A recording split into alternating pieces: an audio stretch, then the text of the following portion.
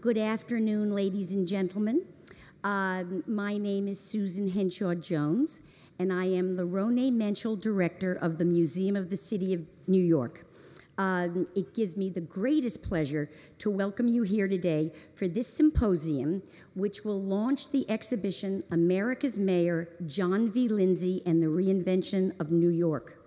I hope that everyone, when the symposium concludes, will just go across the street, 104th Street, and join us at the museum to see the show, see the exhibition. This is the museum's third exhibition and book on the city's elected leaders.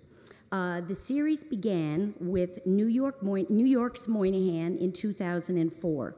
It was followed by New York Comes Back, Mayor Ed Koch and the City. This was in 2005 to 2006. Now comes Lindsay, and I hope that there will be many more. We have an excellent proposal to consider Tammany Hall, and in terms of mayors, I think that it would be terrific if we took up Fiorello LaGuardia and Rudy Giuliani. At the museum, we actually welcome consideration of the city's recent past. It is immensely more challenging from every imaginable perspective to do shows and projects about the recent past, but they present a platform for dialogue about the important issues that remain relevant and compelling for the city today. Using this model, our way of thinking is that our past can inform our future. And so this is our mission at the Museum of the City of New York. We embrace the past, the present, and the future of our great metropolis, and we celebrate its heritage of diversity, opportunity, and perpetual transformation. We want to be a forum where all New Yorkers can come, as well as visitors to our city, and where they can learn. The museum's project has been a multifaceted look at the mayoralty of John V. Lindsay. In addition to the exhibition, the museum has co-published with Columbia University Press a book by the very same name. And if you don't already have copies, it will be available at the museum's store immediately following the symposium. And the book was edited by the great Sam Roberts, who is also our moderator today. And for all his efforts, I think that Sam deserves a roaring round of applause. Some, but not all of our panelists here today wrote articles for the book. On the stage, I welcome and thank for being here Vincent Cannato, Betsy Gotbaum, Jeff Greenfield, Pete Hamill, Jay Kriegel, Congressman Major Owens, and Gabe Pressman. Other contributors to the book I want to note include Hillary Ballin, Joshua Freeman, Charlene Hunter-Gault, Kenneth Jackson, John Molenkoff, Charles Morris, Nicholas Pileggi, Richard Reeves, James Sanders, and Steve Weissman. Here is right. And I have another here. I thank the many donors to this project, and especially Jay Kriegel.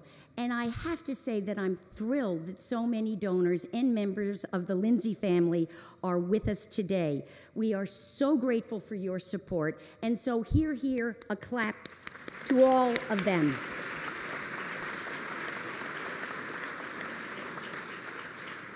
There is one addition to our consideration of Lindsay. We are getting ready to launch a website presentation, which is going to be available toward the end of the week. And look for it. It can be accessed through the museum's homepage at mcny.org. And you know, I want everybody to watch for the public programming that's been organized around John Lindsay and his era. There will be many programs at the museum and in co-sponsorship with other educational institutions, and those are Baruch College of the City University of New York, the Center for Architecture, the Paley Center for Media, and the John Jay College of Criminal Justice. And Now, the exhibition, America's Mayor, John V. Lindsay and the Reinvention of New York, is co-presented with the Municipal Archives, and it was curated by Stephen Jaffe and Sarah Henry, the museum's chief curator and deputy director. I want to give everybody a round of applause, but wait until I name some other names. Sarah and Steve deserve our recognition and thanks, and assisting them on the museum side were Autumn Neary, Susan Johnson, Ann LeBlue, Cassie Wilson, Abby Leopold, Aditi Halby, Giacomo Mirabella, Eddie Bartolome, Paula Zadigan, and Laura Binzer. And actually, the entire museum is here today volunteering or working to make this exhibition possible. We're a very, very, very small staff, so I thank everyone.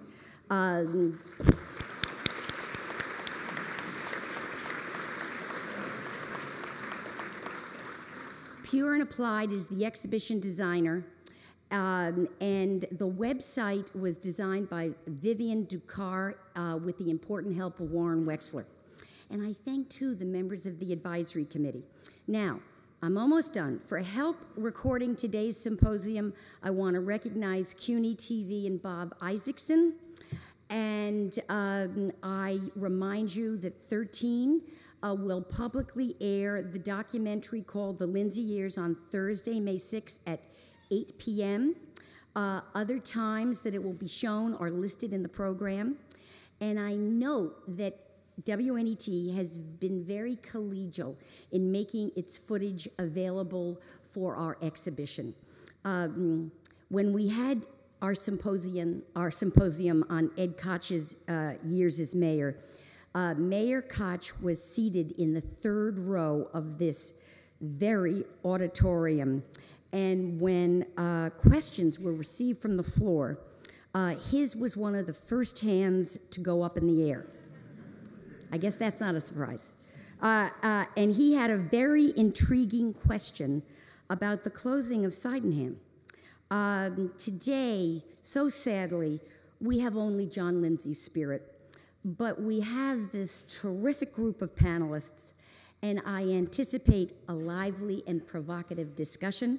Thank you, Susan. Thank all of you for coming. I really appreciate this, and I think it's a tribute to all the people who worked on this book, the people at the museum, Susan, Sarah Henry, the other people I worked with, all the contributors to the book, the main essayists and the other contributors, a whole host of people, Jimmy Breslin and others included, and of course, to the panelists who are here tonight. Let me start off by doing something that Charlie Rangel did in a lot of occasions and that he talked about in this book. Whenever he talked to a crowd like this, he would ask people if they had ever worked for John Lindsay, the Lindsay administration, to raise their hand. So let me ask you to do that too. That is pretty impressive. And one of the real legacies of this administration is where those people have gone, the people it attracted to city government in the very beginning, and the people who went on in various capacities, public and private, to contribute to New York City. And I think that's something that needs to be recognized about this administration. I'm going to speak very briefly, then I'm going to ask each of the panelists a question, and then we're going to try and make it as freewheeling as possible. I am the moderator, but I'm going to try and eliminate as much moderation as I possibly can. On November 22nd, 1965, 3 weeks after John Lindsay was elected mayor, Man of La Mancha opened at the Amphitheater in Washington Square. Now, years later, Mitch Lee, who wrote the music for the show, recalled that the emotional appeal of The Impossible Dream was universal. Disaffected blacks, Puerto Ricans, feminists, gay rights advocates, anti-war protesters, each appropriated the song as their personal anthem. To many New Yorkers, Mayor-elect Lindsay embodied a dream too, one ignited by Kennedy's New Frontier, rekindled by LBJ's Great Society, a dream that achieving change for the better might still be possible. The Museum of the City of New York's exhibition across the street, the book I edited, over which I had editorial discretion, Tom Casciato's WNET documentary, about Lindsay's dream to reinvent New York, they aren't just about history. That would be reason enough, since half of all New Yorkers today weren't even born when Lindsay was mayor. Also, some early verdicts, perhaps because they were rendered too soon, failed to consider the administration's record in the context of the times, small t times. As Dick Aurelio said of the book, and I believe it's true, the exhibit, the documentary, and I hope of this panel, quote, "There is something for all sides, from those of us who believe the Lindsay years were of great significance and trailblazing, to those who felt they were an abysmal failure, and those who felt the record was somewhat in between. More important, it certainly underscored what all of us initially hoped for, an affirmation that the Lindsay years, on reflection, while highly controversial, really mattered in the history of the city and the country."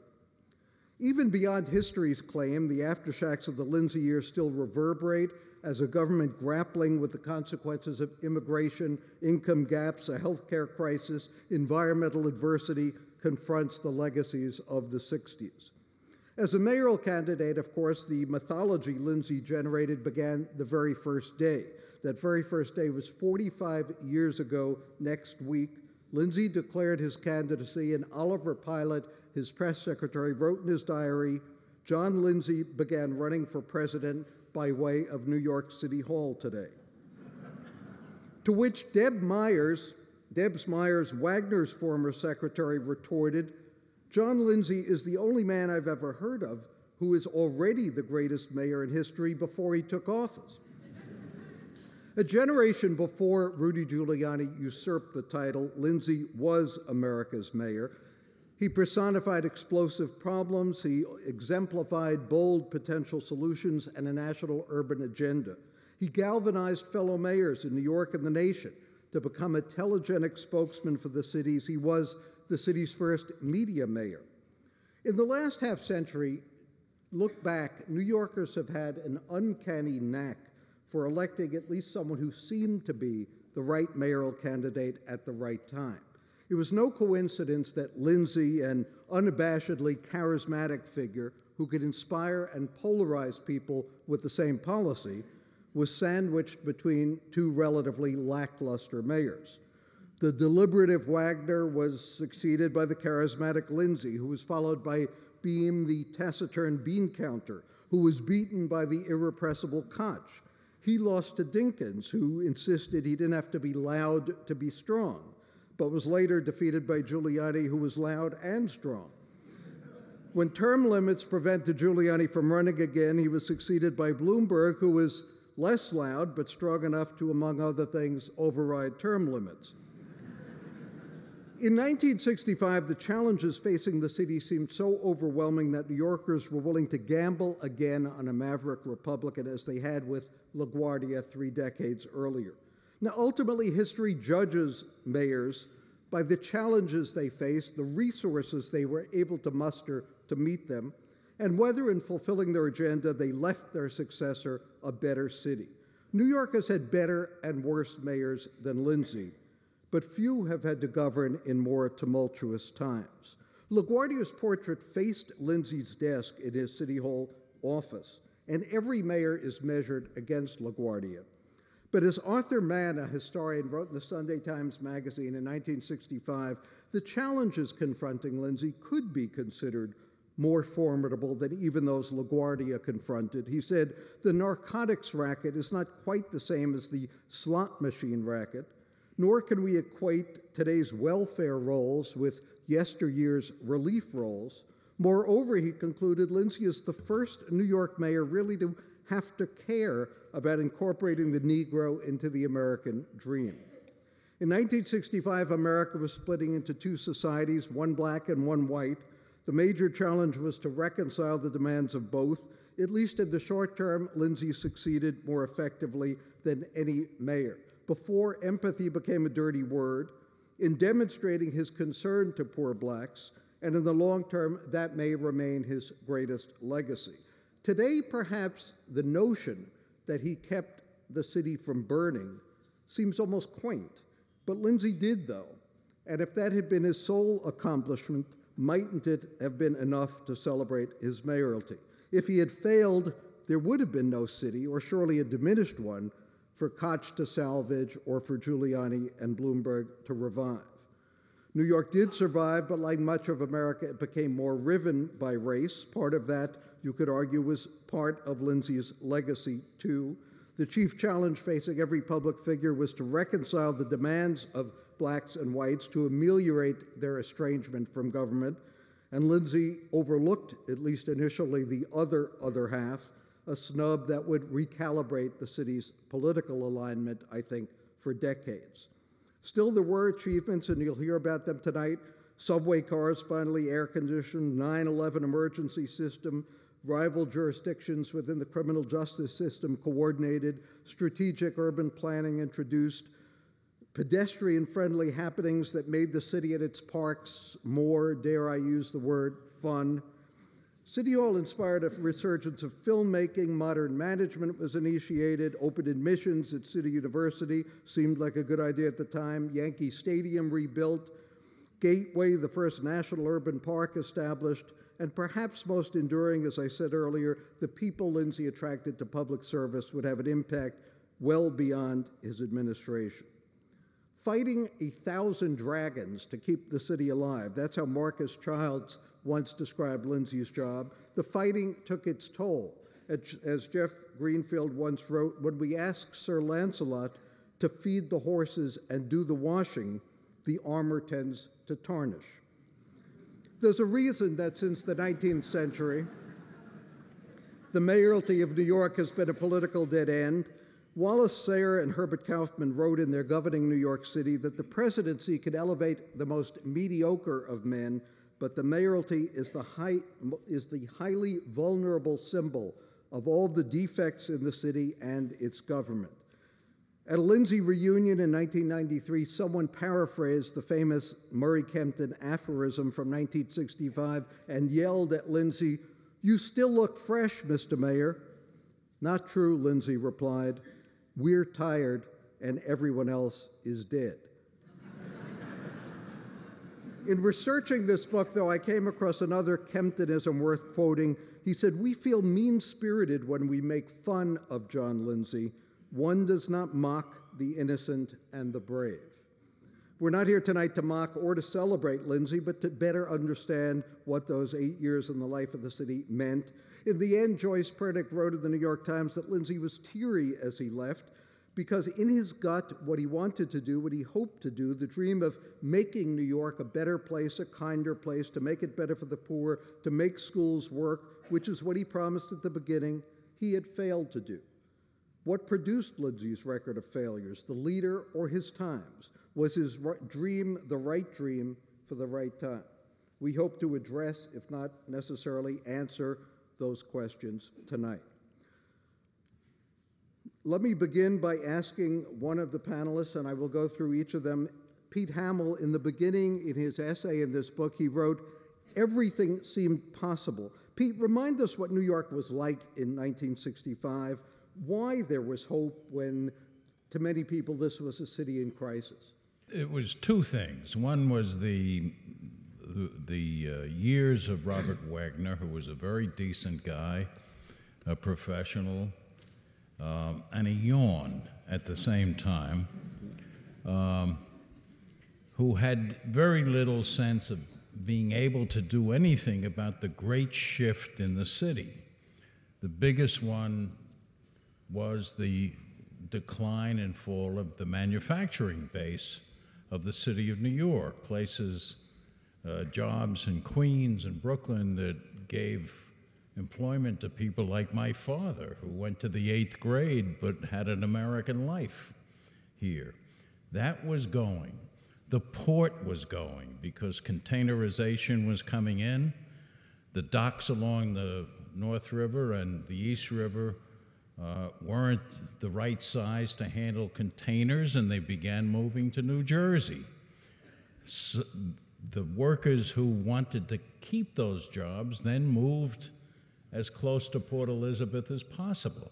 So you had enormous changes going on, over which Wagner looked like he had no ideas to make them become something else. And Lindsay, who probably didn't have the ideas either, but knew from what he was seeing that something was going to have to be done. And he began the work again as Don Quixote on Rocinante, heading out with the lens of truth and all that. And as I write in my piece, ending his mayoralty as Sisyphus, rolling the boulder up the mountain, knowing it would roll down. But he certainly wanted to make a change. And there were many reasons, which everybody will talk about why that task was so formidable. Congressman Owens ran some of the city's poverty programs in the Lindsay administration. And let me ask, in retrospect, do you think Lindsay raised hopes too high? Did the administration's policies ameliorate poverty, or did they turn out to perpetuate it? They certainly did not perpetuate poverty. They did a great deal toward giving an opportunity to a group of people who've been sort of locked out of government and society here in New York, and they prospered as a result of that. I have a long list of achievements here. I won't bore you with the things that, from the perspective of the poor community and the minority community, things that Lindsay achieved. Open enrollment for the City University was a major step forward. Obama now talks about we need more educated people from the ranks of the working class and the poor, and Lindsay was way ahead of him in terms of support for open enrollment here in the city. And on it goes. Lindsay was left standing almost alone because even before Lyndon Johnson left office, great cuts had taken place in terms of the amount of money available for safety net programs and programs for the poor.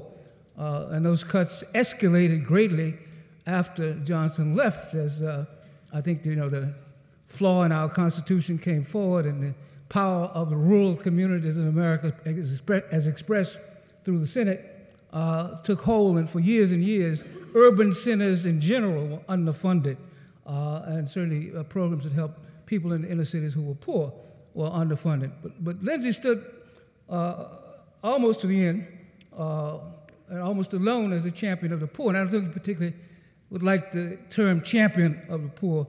He was a champion of democracy, and he really believed that in order for our democracy to work and our governments to be more effective, everybody had to be included. Many marvelous things that he attempted to do, but of the things that he attempted to do, the Community Action Program and the Model Cities programs and all those programs that reached out to people who had been left out of government before angered the Democratic Party machinery, angered certain other ethnic groups, and it was the most unpopular thing that he had. From the very beginning, he could see that with the great defeat of the Civilian Review Board shortly after he was elected. On the basis of principle, as a result of a tremendous number of cases of police brutality that were arising at that time, he appointed a Civilian Review Board, and the city rose up and had a referendum and soundly defeated that Civilian Review Board, and he had to dismiss him. It was an indication of what a lost cause it is to be the champion for the poor. And he was no fool. He was quite a smart politician as well as everything else. He was no Don Quixote, not dumb or deranged. He was a politician who was very smart, but there was a gyroscope in John Lindsay which worked counter to the good politicians. He could have dropped the anti-poverty programs, and he could have made a deal with the machines and turned all those federal dollars over to the Democratic machine guys and Democratic clubs and so forth. He could have made a deal and maybe left as a very popular mayor. But his unpopularity mainly related to the fact that he was given an opportunity to all those people who had been shut out before, and everybody was quite complacent about that, but he was not.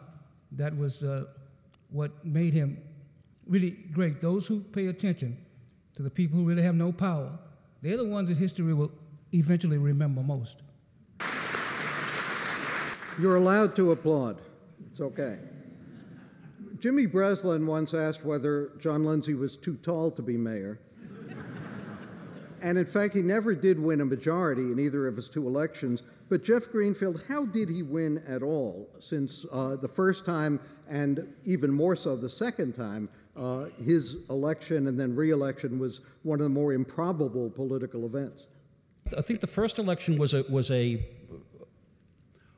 what the electorate often does. It was a gamble, in the sense that they were willing to break very sharply with what they'd had for the past, really since the death of LaGuardia. And I think there was also a sense that the nature of his campaign back then, the fusion ticket, running against the record of a 12-year mayor who had decided not to seek re-election at a time when New York City in crisis was the Herald Tribune's multi-month effort, when people really had a sense that the way the city was being governed could no longer be sustained. And that, I think, gave Lindsay, I think in both cases he won with about 43% of the vote. And it also was a time, 1965, you're talking about the high watermark of post-war American liberalism, 1 year after Lyndon Johnson's landslide re-election. So the notion of an all-out conservative challenge to the premises of how you govern New York, the time wasn't ripe for that. And so the conservative voice in 1965, a very talented, erudite voice of William F. Buckley Jr., wasn't really taken seriously. I mean, if you think about some of the things that William Buckley was suggesting in 1965, it's not that different from what Rudy Giuliani ultimately succeeded in convincing New Yorkers of 28 years later. So I think the first election is relatively simple to understand. The second election, there's no way on God's earth that John Lindsay should have been reelected in 1969. Whatever you think of the merits, politically, it was impossible, except a combination of luck and some fairly shrewd strategy on the part of Dick Aurelio, Jay Kriegel, Dave Garth, and assorted people. I mean, just take a step back. He had alienated great hunks of the middle class, even those who were willing to take a gamble on him in 1965. Substantively, the city, in most ways, if a credible opponent had asked John Lindsay the question Ronald Reagan asked in 1980, are you better off than you were 4 years ago? If that had been the basis of the 1969 campaign, John Lindsay would have lost. Not that he didn't have many things to take credit for, but in the eyes of most New Yorkers, things were not better. So how did he win? First, he did the one thing people insisted on. He had to pay the pound of flesh. He had to say, this tall, lean, gorgeous wasp had to say, I screwed up. Within the Lindsay camp, this was known as the Lindsay eats crow. That's not exactly the substance that we talked about, but it's close enough. And it is indeed true that if you think about what Lindsay actually conceded, he said, I was wrong about the weather, and that's why we had that horrible snowstorm. This is true. Go look at the ad. And we all made mistakes with the school strike. That is the sum total of Lindsay's confession. But the idea that this imposing figure was willing to say to the people, yeah, I know, was really an important thing that happened. The second thing that happened was the divided opposition. In fact, losing the Republican primary turned out to be, I think, one of his big breaks, because it had two essentially conservative opponents, and freed him to get the endorsement of a whole lot of Democrats and folks who otherwise might not have.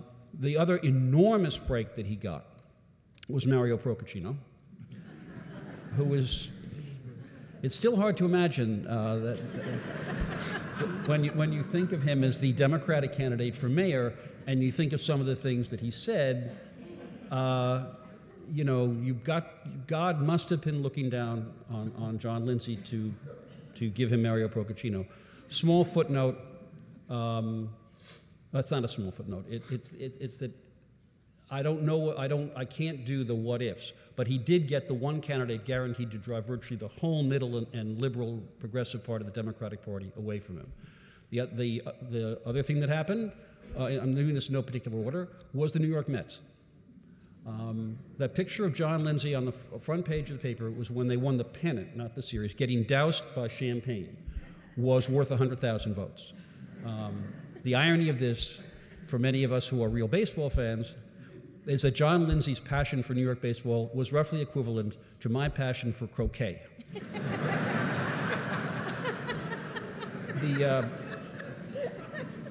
He just didn't get it.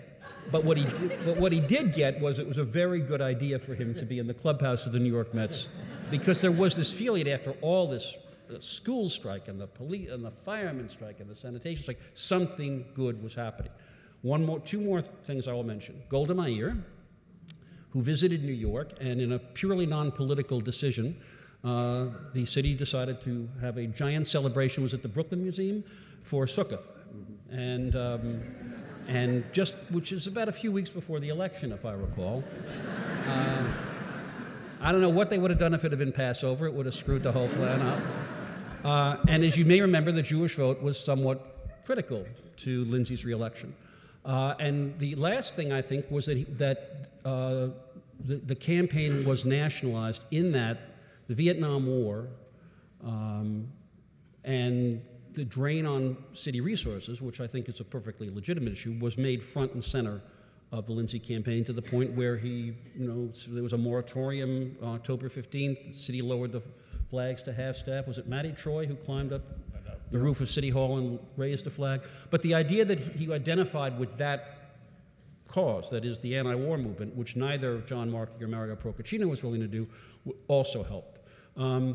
And finally, I should mention that there were enough achievements, particularly I think not just in the keeping of the peace, but the fact that he demonstrated that there were substantive issues, substantive movements on crime, the 4th Platoon and adding new cops on the street, that actually made it possible to argue that things were going to get better.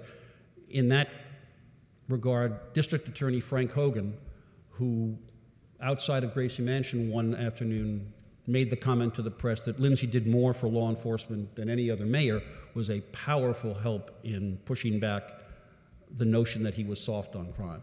So I think that's it. I should, of course, because he's here, the endorsement of Jimmy Breslin really was the key to the whole thing.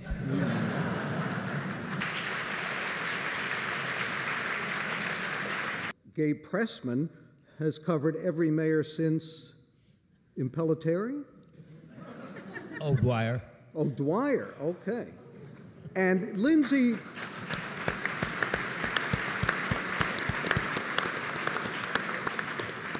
Gabe, is that for O'Dwyer or for me? That's for you. If Lindsay was the first media mayor, as we call him, how much compared to other mayors did he manipulate us? And was he, as Murray Kempton said, innocent, or was he increasingly cynical about his use of the media? Well, I only covered O'Dwyer, by the way, this is a confession, for about 6 months before Truman booted him because of a scandal, made him ambassador to Mexico, and that's how Impellitteri got to be mayor. The interesting thing about Impellitteri was Newbold Morris, I think, was pushed out of the line of succession, and when O'Dwyer ran for a second term, they went to the Green Book, that is you all know here, most of you, the directory of city officials, and they said, and according to, this is the way it was reported to me, these Irish politicians said, we need an Italian. So what about this guy here with the 2 L's and the 2 T's? And Vincent Impellitteri was the secretary to a judge, I believe, in Brooklyn. So they put him on the ticket. They never realized that O'Dwyer would be pushed out by the President of the United States and exiled to Mexico because of a scandal, and Impellitteri would become mayor. So I think that there was a decided difference in style between O'Dwyer and Impellitteri. O'Dwyer hated cameras. He didn't want to have anything to do with them. It was before the real age of television coverage of mayors, so that the only cameras were newsreel cameras, and he shunned them. On the other hand, Impellitteri just shunned the press, not because he hated us, but he liked to go on vacation. Most of the time he looked wonderful, he had a tan, and so anyway, he paved the way in his sins of omission for the election of Robert Wagner.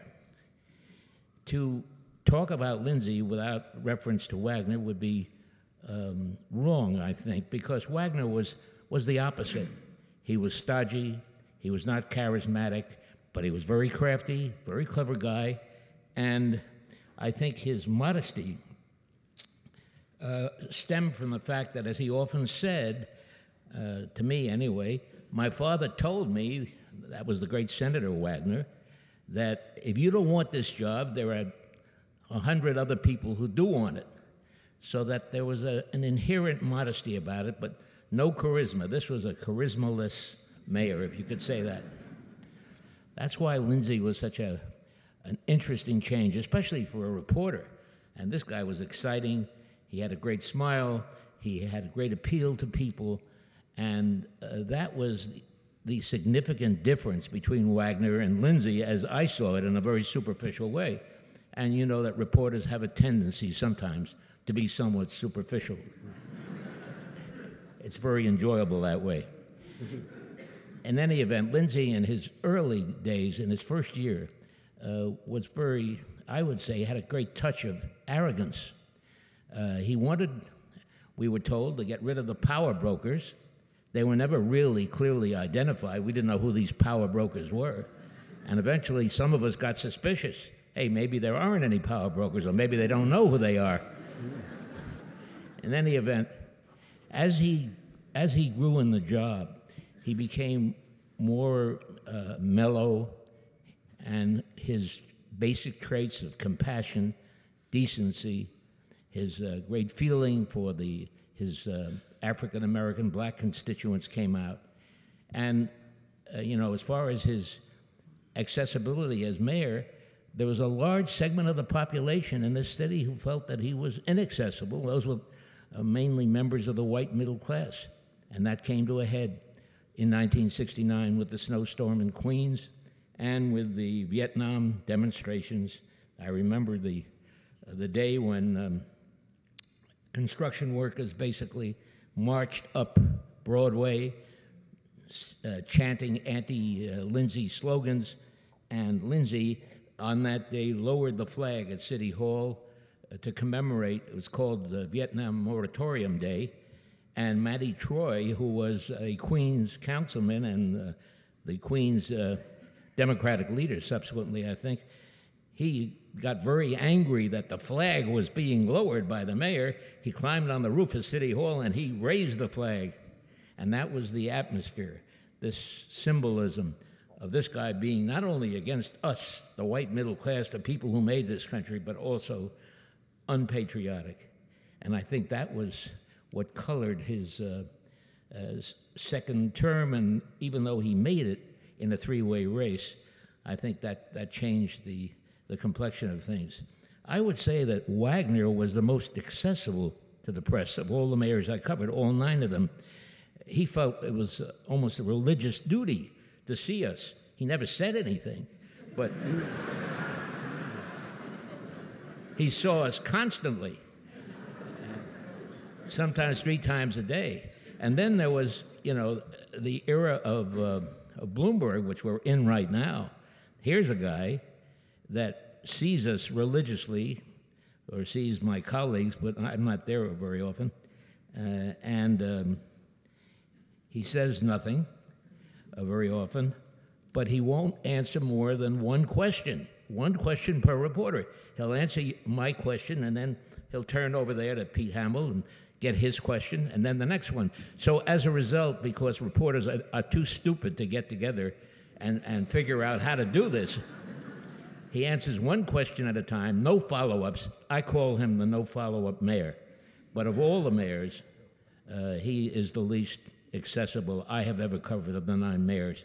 And he's fooled a lot of people into thinking he's just this wonderful guy, but he really is a dictatorial guy, a guy who really is comfortable perhaps in a boardroom where he has a lot of yes men and women, and he's the CEO, but he's not comfortable with being asked tough questions. Ed Koch, on the other hand, loved it. Giuliani always felt I'm the smartest guy in the room, so, you know, ask me anything. And I think that that is what I remember most about Lindsay in terms of his accountability, his sense of obligation to the press, his compassion, and the era that passed with him, which was an era when New York was exciting, when it was Fun City, when it had torment, when it had tumultuous demonstrations on Broadway, outside City Hall, everywhere in the city, at the colleges, and so forth, but where we had a guy at the helm who inspired people to like New York, many people. A lot of people hated him, but I think nevertheless, as a symbol of New York and as a symbol of the 60s, at turbulent time, I think he, looking back at it, he had a tremendous impact on New York. First of all, it was electrifying to be in that administration. And I believe that John Lindsay attracted the most talented, the most idealistic in many ways, very young. I was very young. I really feel, Sam and everybody else, that there was this idealism, this we can do it and we need to do it. Think of the people that he brought into city government that otherwise probably would have never even known what a city government was. He just attracted the most extraordinary people.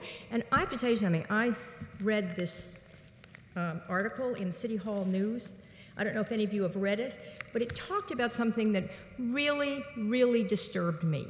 And there is an author named Fred Siegel, who I admire. He's an historian, he's a professor, he's a wonderful man. But and he's here. He's here, he's here. He knows I'm going to do this. But, you know, he indicated that we, those of us from the Lindsay administration who are here and who provided some of the incentive to do this exhibition and the book and have you, Sam, and have the documentary, that we're trying to not only redeem the Lindsay years, but we're trying to redeem our careers. Now, let me just point out to you, I may be getting in a little trouble here, but the man on my left, does he need to redeem his career? Jeff Greenfield, do you? Well, the way things are going in my business, I'm not sure there's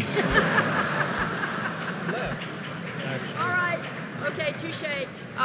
Dick Aurelio started New York One. Dick Brown, the wonderful district attorney from Queens. Eleanor Holmes Norton, Ronnie Eldridge, to name some women. Gordon Davis, who I know is here, wonderful parks commissioner, went on to a brilliant career. What careers do we need to redeem? I don't mean to be self-serving.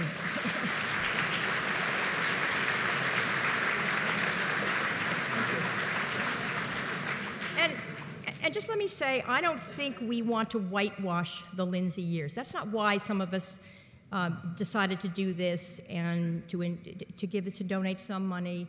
That's not why we did it. We want a fair discussion, which actually I think is happening. I think it's, I've heard, I haven't seen the exhibition and I haven't read the book, but my understanding is that it's very fair and we should discuss all the issues. There are facts. We can interpret the facts one way or the other. But we want to get this out on the table. We want to talk about it. And I would just like to thank one person who did this whole thing, and he's going to kill me, but Jay Kriegel, you did this brilliantly.